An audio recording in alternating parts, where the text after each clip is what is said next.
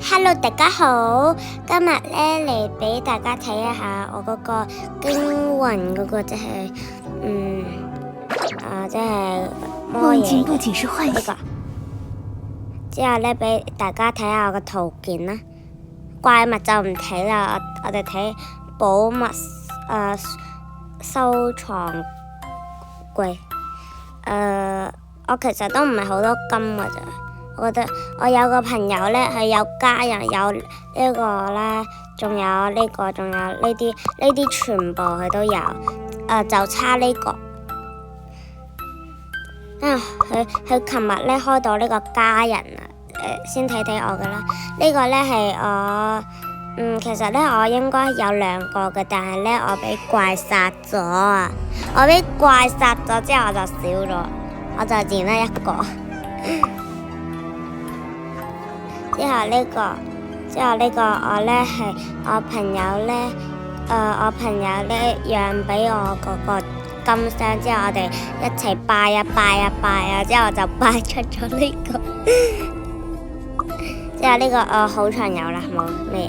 喂，我話俾你聽，哇！呢個真係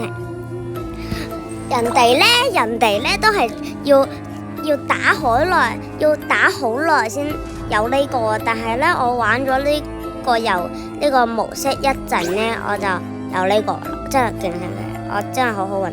但係我個朋友有兩個呢個，係更好運，係更好運啊！好。之後咧，呢個都好多人都會有噶啦。之後經蘋果都好多人，呢個太陽，之後呢個係月亮，呢個係黃金。呢個如果係金箱開到呢個我就勁唔開心。如果係木箱或者銀箱嘅話，我就OK，勁 OK。之後呢個出咗兩次，一個係我自己打到嘅，一個係我朋友送嘅。之後我就解鎖咗兩個圖片，呢個。之後同埋呢四個我就冇解鎖到。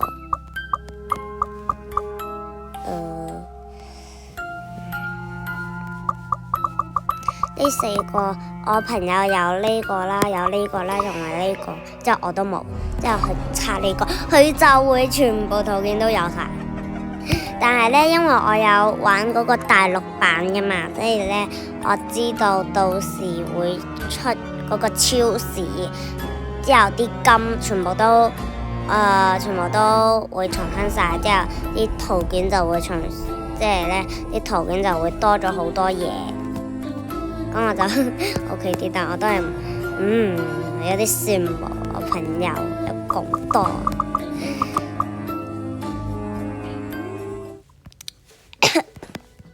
咁我今日就拍到呢度啦，拜拜。